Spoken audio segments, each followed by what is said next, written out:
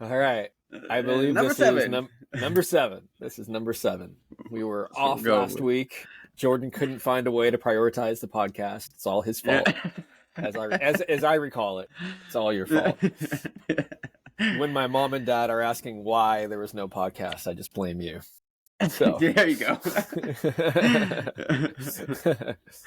You take one day off of the week, everything gets screwed up. Well, you can't take the podcast day off, that's for sure. Yeah, I know. So how we feeling this week? How we feeling? One day away, baby. One day away. Tomorrow. Yes, tomorrow I compete in my first ever jiu-jitsu tournament. I'm doing no-gi, 170 pounds.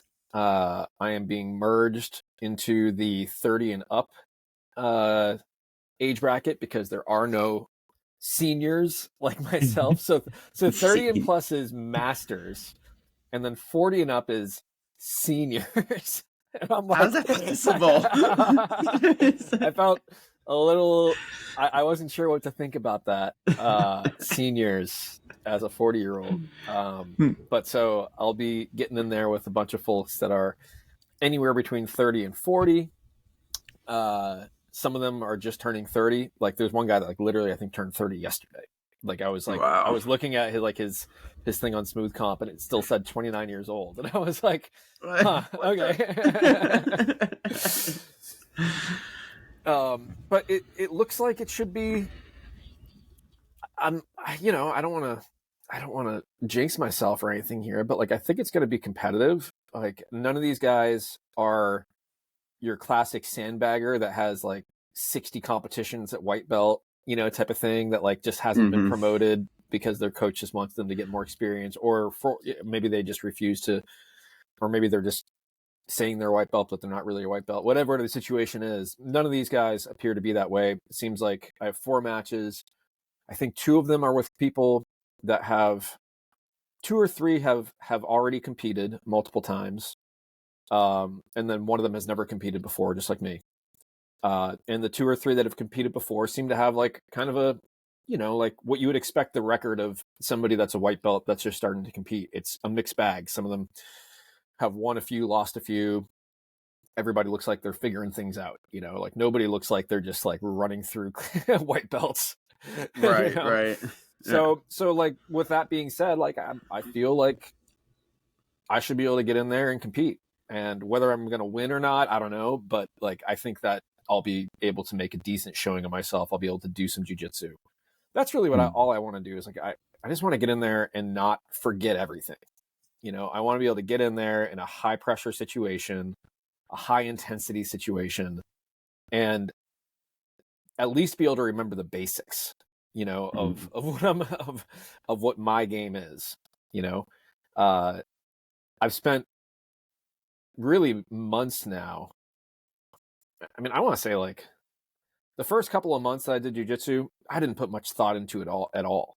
It was like just show up and scrap. It's kind of like how, no offense, but like a little bit how you are. It's like you don't have a lot of the thought processes in place yet. You don't have a lot of technique. So you just kind of show up and you just kind of throw down and you're just like, well, wherever I end up, I'm just going to try to work my way out of it the best I can. But like, you're not doing a ton of thinking. You're relying more on instinct or more your wrestling base or whatever it was. But for the last, 13 months or so, like I've tried to be super intentional in thinking through roles, like not going at full speed so that I can think through problems as opposed to just trying to address them with athleticism or just spazzing or whatever,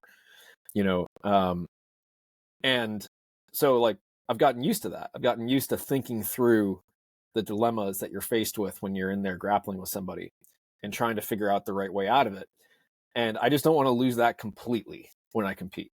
I'm sure some of it's going to go out the window, a little fight or flight type of, situation. But I want to retain some semblance of rationality and intelligence and thinking through challenges as I'm experiencing them and trying to iterate my way towards the right solution based upon what I know. And, like at this point, I feel like I'm comfortable. I wouldn't say comfortable, but I have an answer to pretty much every position. That doesn't mean I'm going to be able to get the technique, but like I have a semblance of a clue of what to do in each, whether somebody's on my back, whether I'm on their back, whether, whatever the position is, I have something in my head of what I'm supposed to be doing. And as long as I'm trying to do that, then I'll be pretty pleased with, I think, at least the way that I'm able to handle the situation. If a guy's just better than you, he's better than you, right? If he's stronger and better, that's tough, right? Yeah. But I want to be able to represent myself well. That like I'm trying to do jujitsu here, and I'm going to try to win with that. So, any updates on your side? Have you called in the Father's Day card? I didn't. I'm trying to. We have a birthday party and then like a after a thing that we both committed to. So we were supposed to divide and conquer.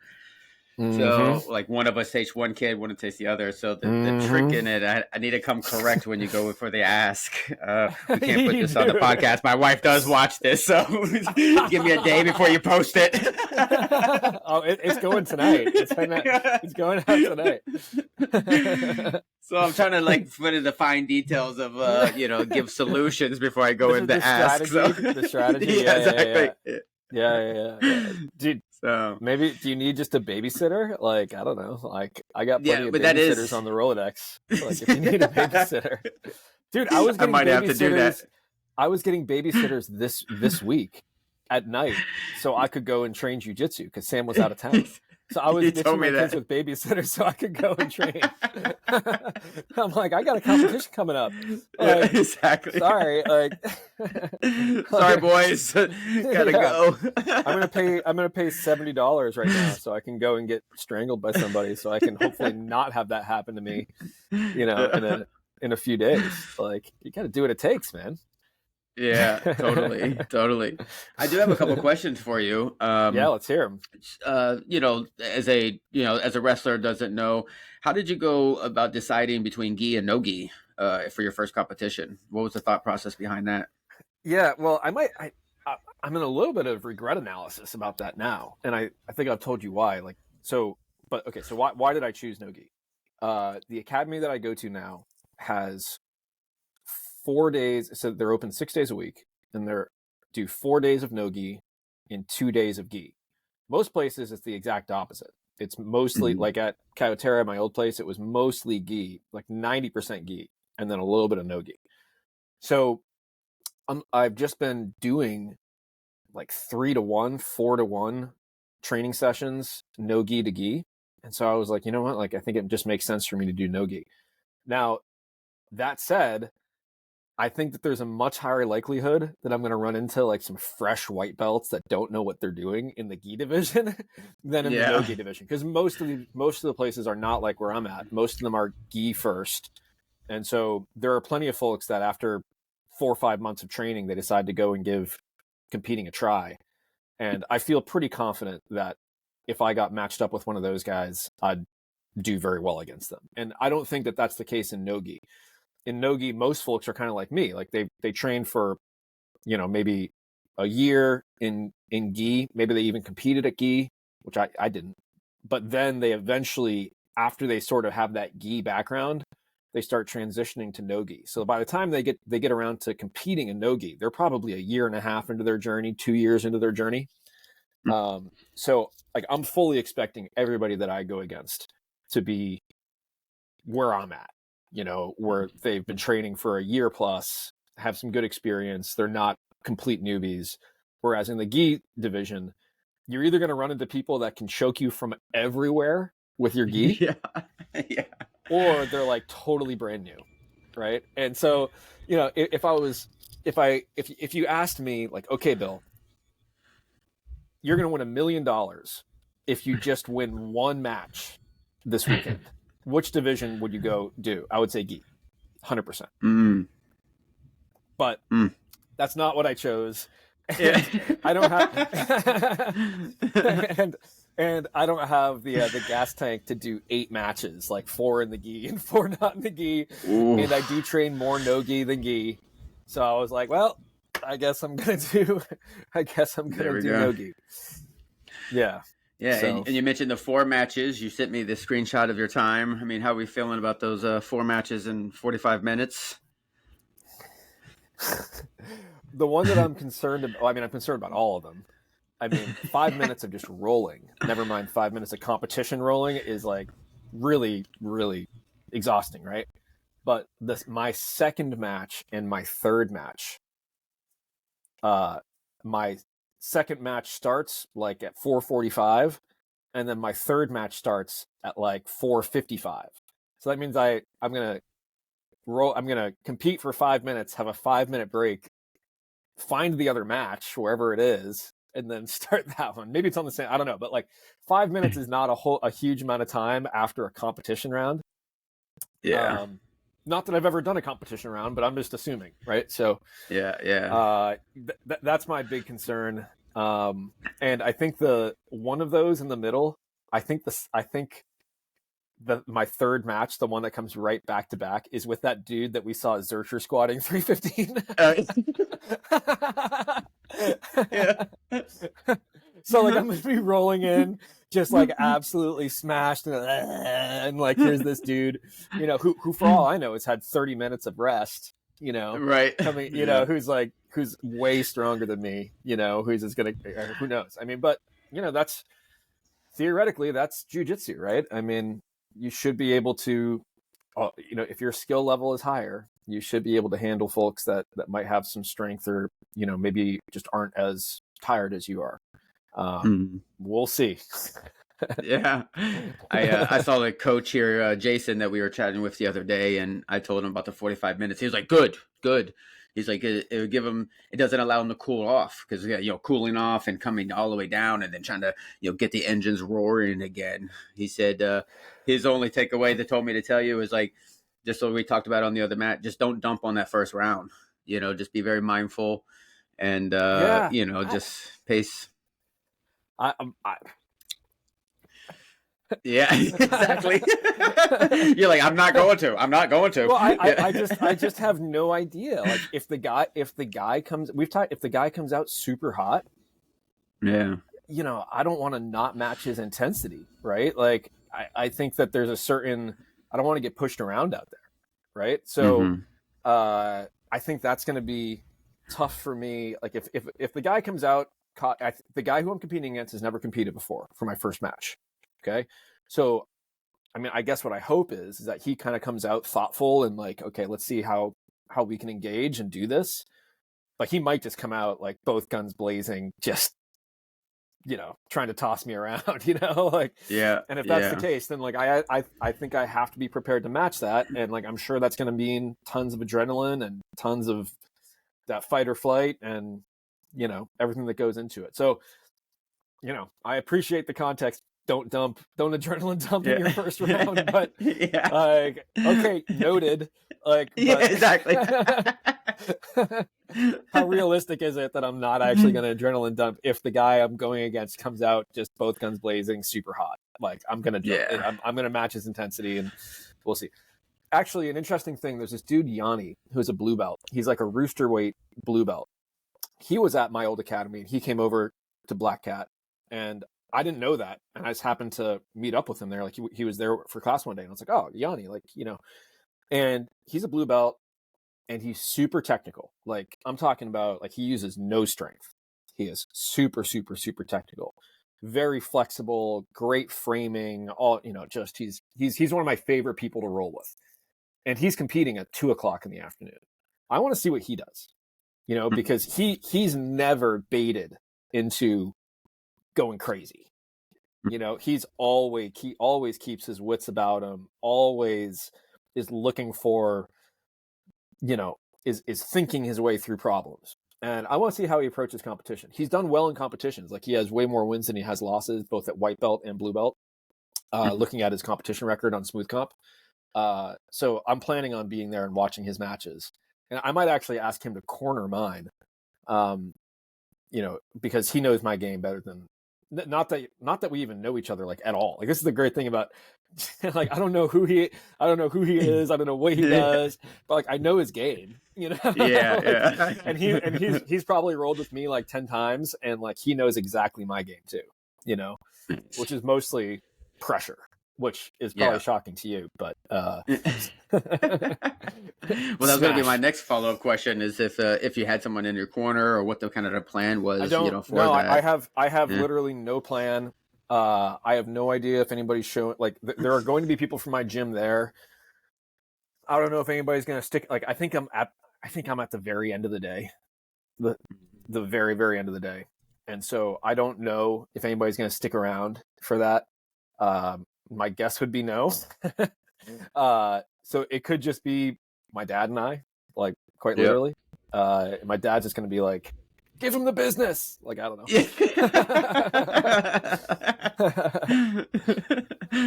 Nice. Yeah. You know what was interesting growing up with my dad? He took winning very, very, very seriously in all sports. You know, he was a very accomplished hockey player, and every sport he's played, he's been incredibly accomplished. And it was frankly tough at times to not live up to that when you play a game and you're just not as good as you hoped you would be, or your dad hoped you would be, or you didn't have the intensity that he wanted, or whatever it might be. But with wrestling, like, he never said a word to me. He would come to my matches, he would watch, we would leave. You know, I don't think I won one match. You know, like I came into it like not very strong, didn't know what I was doing. You know, everybody else sort of did, but I think he just respected the action of it, you know, and just getting in there and doing it. And, you know, he was always, I think that was I felt like he was the most understanding with wrestling than any of the other sports. And he watches this, so that's my opinion, Dad, by the way. Yeah. That's awesome. But yeah, it's tough, man. In my head, I'm like, I don't think he saw me win one match as a kid. I gotta win one match as an adult. Gotta get it. he actually, there's this one story that, like, and I know I've just been monologuing here forever, but there's this one story of when I was wrestling as a kid, where, you know, this was JV wrestling, so bottom of the totem pole, right? My coach didn't really care what was going on. The opposing coaches didn't really even care what was going on. And my dad was there watching, and I was getting pinned, and it was the end of the match. So it was like, you know, a 3-minute match or whatever it was, right? And the kid finally got on top of me with, like, you know, at 2 minutes and 45 seconds, so I had like 15 seconds left. And my coach and the opposing coach, I still remember this. I'm sitting there, you know, and I'm looking for somebody to tell me what to do. And my coach and the other coach are just over there talking with each other, just like laughing. And it felt like I was getting pinned for like a lifetime. And at some point, the referee blew the whistle, and I went back to my corner. Like, I didn't think anything of it. On the drive home, my dad is like, you know, time expired like a minute before the ref blew the whistle, and you were just sitting there getting pinned for like, the ref didn't notice the time expired, your coach didn't notice the time expired, nobody noticed the time expired. You were just sitting there flailing. And I think I did get pinned. Like, I think the ref blew the whistle because I got pinned, but he didn't notice the time had expired for, you know, forever leading up to that. And neither did the coaches, nobody knows. So my dad was just sitting there just like laughing, just like, you're like, that's my son. Yeah. He didn't stop. So you got to keep fighting. No. Yeah. Do you have any good high school wrestling stories? Yeah, I mean, none as good as that. I mean, you said you wrestled up weight classes, all right? Yeah, so, you know, I was probably around 170-ish, and then once the season started, I was like around 160, so I weighed around 162, 163, but I wrestled 171, and on certain tournaments, 189. So, yeah, I mean, I was always with the bigger boys. Yeah, my coach was a Marine wrestler who wrestled in the Olympics, and he was also like the in-school suspension coach, or in-school suspension teacher. So he had a lot of anger. So this is probably going to be no surprise to you. So there was only like me and one other guy that could really just get beat up, just take the abuse from the coach. So he would come in just pissed off from dealing with the students and be like, more, let's go. And I'm like, I'm warming up, coach. And he's like, I'm going to warm you up. So he would just literally just like punish me for, the time they're rolling. So that's how I basically would try to roll with people or try to wrestle with people. I would just try to hurt them so bad in the process of wrestling that they would just want to give up. And it's a good technique. Exactly. So I think probably the funniest story that I tell often is I was wrestling with this one guy I lost, and I blamed it on that he was really slick. And before the match, I saw his girlfriend up there kind of like lathering up, which is illegal, by the way. But I thought, you know what? I'm such a heavy sweater. I was like, I had the big brain. I was like, I'm going to shave my legs and arm before the next tournament. So the natural sweat is going to make me slick, So I go and grab a razor, just jump in the shower, like no shaving cream, and literally against the grain, I shave my arms and legs all the way up to the groin, like full shave, dude. And we're warming up for the tournament. We're all out on the mat, and then my legs just like break out in this rash, and the worst itch that I've ever had in my life. Like if I wasn't surrounded by all these guys, I would have cried. It was so painful and uncomfortable. Yeah, so I was it was a bad scene. Not at all. No, not at all. And the same tournament, I had to wrestle up to 189 in Texas, and I had to like drink and eat Papa John's pizza to gain weight, because in Texas you had to be within a certain time weight to wrestle in that. So I drank and ate like 10 pounds worth of food to be able to wrestle. So not only am I dealing with this, rash itch going on with my legs, but then I had a full bladder. So I'm pissing all the way through all the duel, because there's a duel tournament. And so it was just a miserable experience. So yeah, that's probably the funniest one, I think. Dang. Not so funny, but it sucked. Yeah. That doesn't sound like it. Yeah. Wrestlers do crazy stuff. I mean, so I've been super conscious about my weight. I was 169 this morning, 169.9 with my kit. Theoretically, I have a 1 pound allowance, so I can be as much as 171. I just don't know what that means exactly, and I don't want to press it. So I was like, I'm going to be under 170. That's the plan. But my matches aren't until 5 or 4:30, whatever it is. And so and they're like, you have to weigh in an hour, at least 1 hour before your match. So like I'm going to get, if I eat, I'm going to bounce up to be 171, 172. So I've got to drive out there at 9 a.m, weigh in, and then twiddle my thumbs for 7 hours until I actually compete. Because otherwise I wouldn't make weight. I was sort of hoping it would be in the morning. I could just go in there, make weight, hydrate, eat, and then go right into it. But so I think there's a Topgolf out there. I might bring my dad out there in the morning and then come back in the afternoon, watch a few matches. Yanni goes at 2. So definitely want to catch his matches. So nice, man. Yeah. Nice. But I'm nervous. So yes, obviously. Yeah, of course. I mean, I think it's natural, but that's the beautiful thing about this, man. It's like I said, you're putting it on the line, and anytime you put yourself out there, there's going to be that anxiety. So, and it's a great catalyst for growth, man. So you're on your way to some good growth. One way or another. As they say, nobody ever got worse from competing. That was like, I don't know who said that, but somebody did. I was like, nobody ever got worse. But I definitely need a break. I'm planning on selling out, at this thing tomorrow. But after that, I'm going to show up on Monday for class. And then I basically am planning on the next several days. I won't be doing any jiu-jitsu, nothing.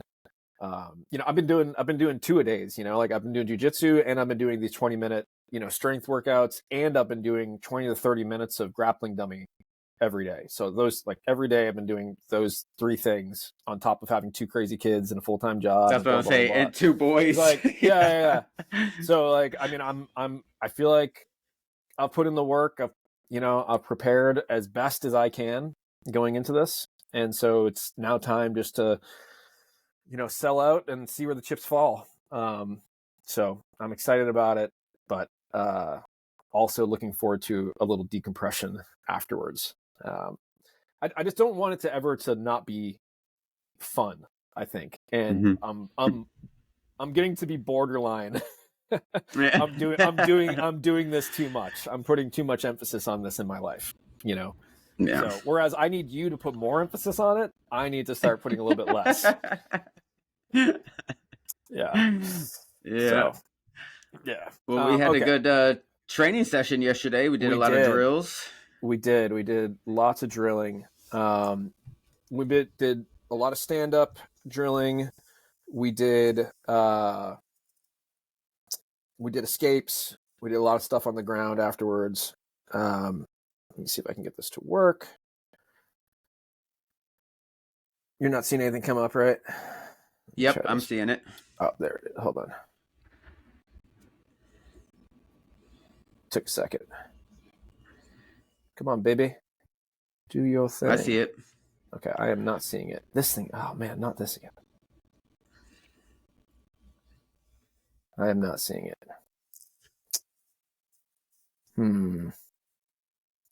Oh, there we go.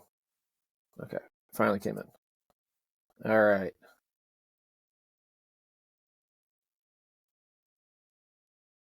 Yeah, I know I said this yesterday or Wednesday, but your hand fighting, your angles, obviously your snaps are much better. Yeah. It's just a totally different experience on the stand-up with you now. Yeah. I feel you're like doing some trips too. You were throwing some trips in there yesterday too. Yeah. So this sequence right here, right, like where I end up collapsing down onto you, like I think that was the right thing to do there, but I need to get to it sooner, way quicker, right? As soon as your head gets below my shoulder, and I get like an arm over, like even just like right here. I mean, I should be going like that didn't come naturally to me to think about doing that. So I need to think about that more. But by the way, I've learned a ton about turtle since the last time we grappled. So looking forward to sharing some of that with you, because last time we grappled, you turtled up and it was just like nothing going on. Is this where you end up getting a guillotine on me? I'm not sure. Is this one? Yeah, watch this. So I'm committed to the. Oh, actually, that was pretty sweet. I'm pretty excited about this. Sweet. This was maybe. I felt really good about this. I just like.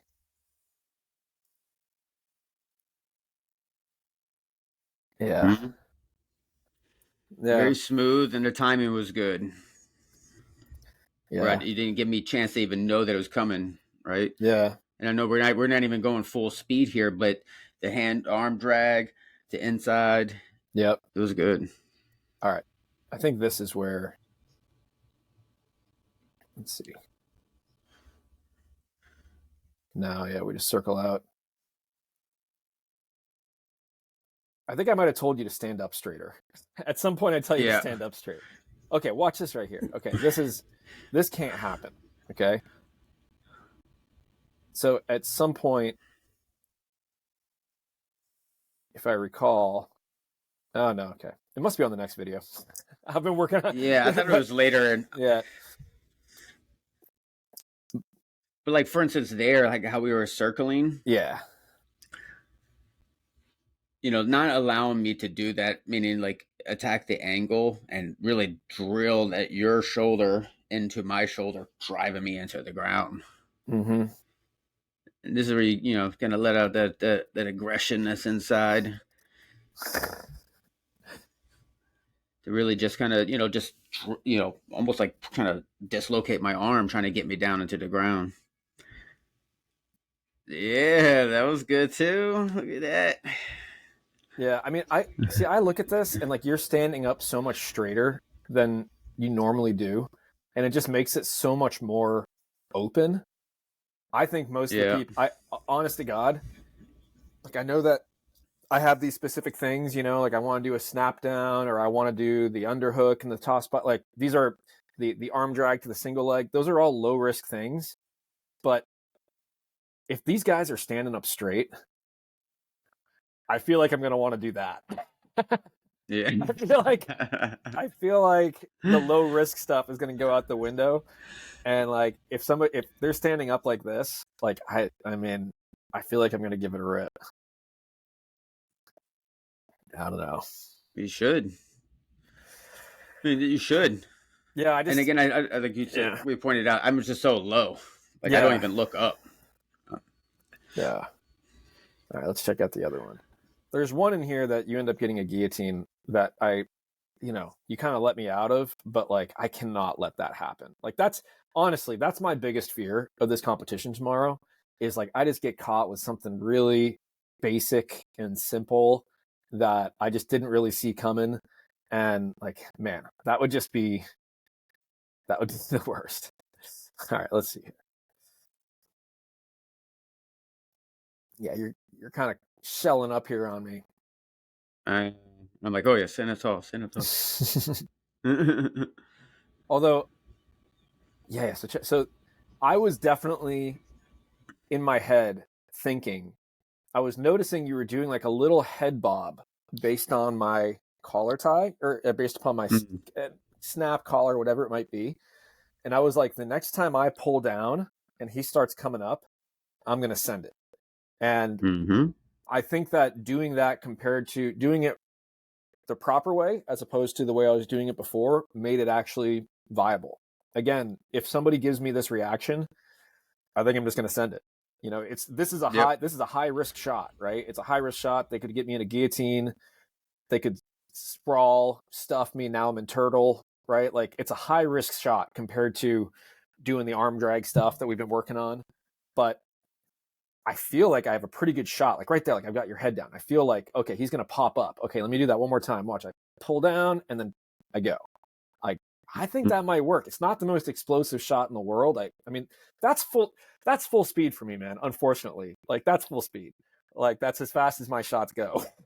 Like, you might not surprise you that I wasn't a very good wrestler in the 1 year that I wrestled. Like I think like form wise, it looks okay. It's just absolutely so great. Yeah. It's so glacial.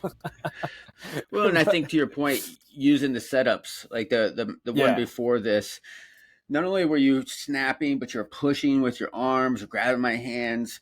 You know, you're getting my mind like, oh shit, he's grabbing my arm, he's pushing me. Wait, now he's pushing my head. So there's just less chance for me to be ready for you to take that shot. Because in the past, when I've stuffed you or just kind of stepped away, I was able to see it coming because there was no setup. Yep. So you aggressively fighting those hands, pushing my head, pushing my shoulder, diverting my attention. And then you're just waiting, like you said, for that little bob. And then you got to send it. Yep. We'll see. Okay. This is where I get in trouble. Look at this right here. So I'm like, I'm going to do that thing where I grab and then this is a Russian tie. Is that what I'm trying to do? I think is the name of it. Mm-hmm. And you come over top of my head. And immediately, like, you could have finished this. Like, I'm like, oh boy, like I can tell my head, like, as soon as I even let you do it again. Yeah, you could have finished this from right there. Like that could have, if you had pulled up and connected your hands and whatever, like you could have finished that from right there. And like, this is my worst fear. I show up, I start doing a little hand fighting, I go for something, and then before I know it, I'm in a guillotine, and I'm like, oh my God. Yeah. That would not be confidence inspiring. Could we go back just a little bit? Yeah. Yeah.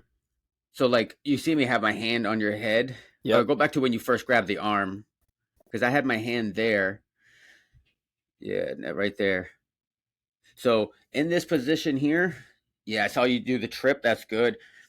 You're pulling it. You're going down in between the leg. When I do this, I pull it across the body, cinching, allowing me to really get super tight. Oh, and then again, that's where I can get really aggressive again, like I was talking about, where you're kind of throwing your shoulder into my arm there, where eventually you're going to get me like this, but you didn't have it very tight. So I'm upright and I just like, oh, here's his head. And then you kind of disconnected and then you came right back into position. And then that's when I just kind of came over the top. So I'm pulling, pulling that arm through. I'm pulling that arm down. I am actively pushing it down. And what you're suggesting is it needs to come across to my left hip, basically. Yeah, or if you go down, which is fine, but your shoulder needs to be on the outside of mine where you're pushing it down this way. So if you're pushing the arm down, your shoulder needs to be here pushing me down. Isn't it? And if I'm trying to reach for your head. Isn't my shoulder pushing into the back of your shoulder here? Maybe it's not enough.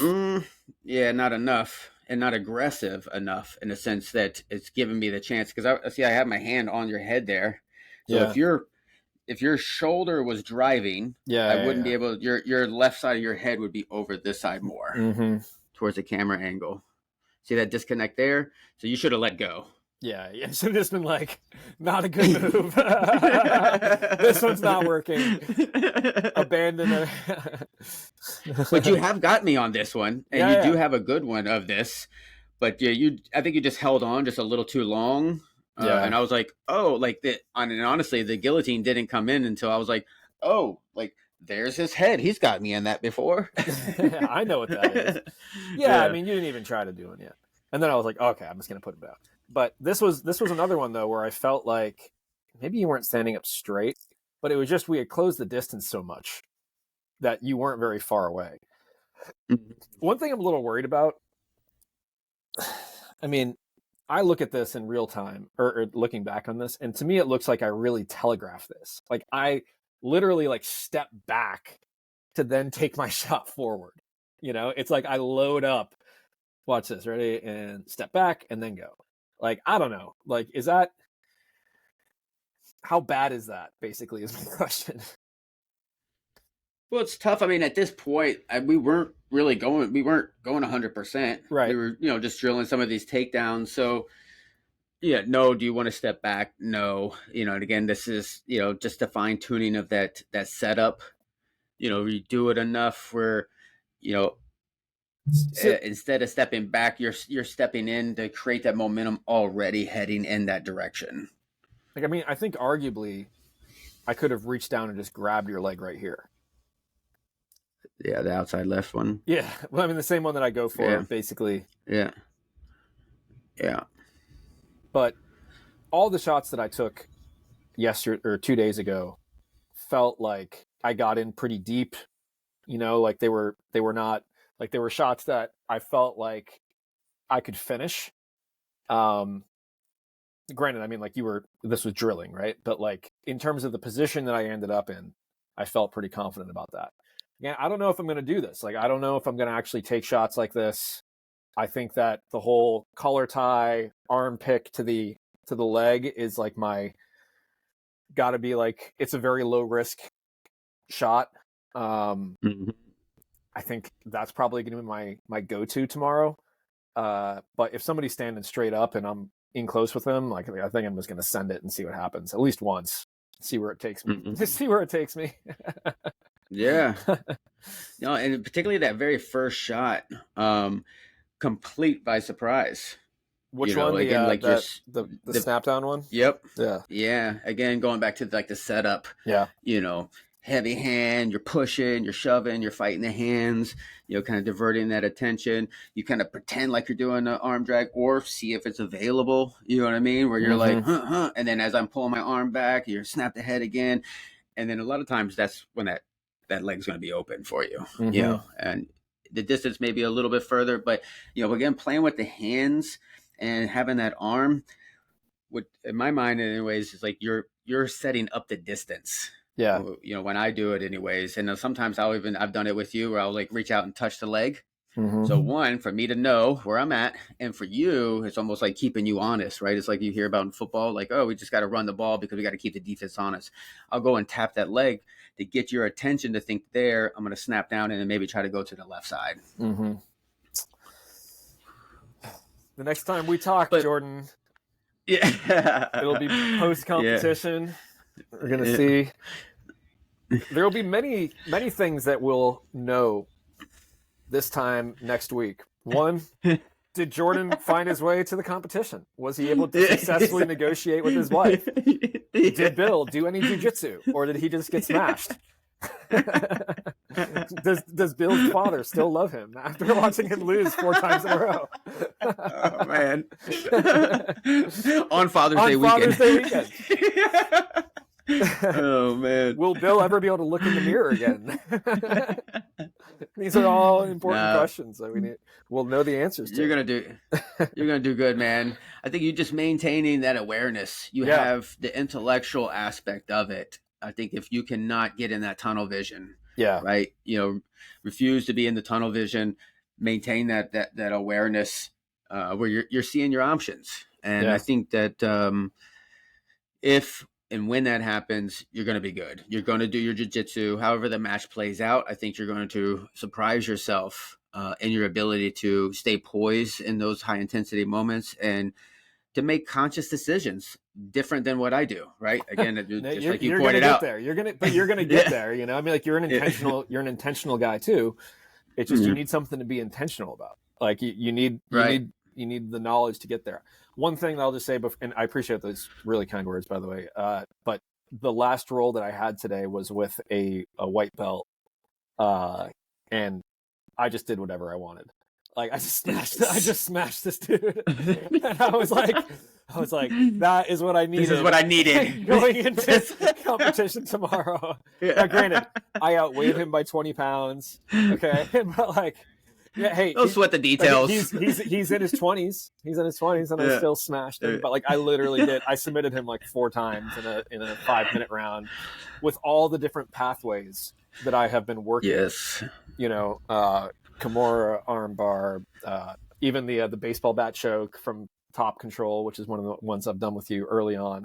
Like all those pathways that I've been learning, like and been trying to drill in, like with the grappling dummy with you. Like I executed every single one of them on this poor schmuck today.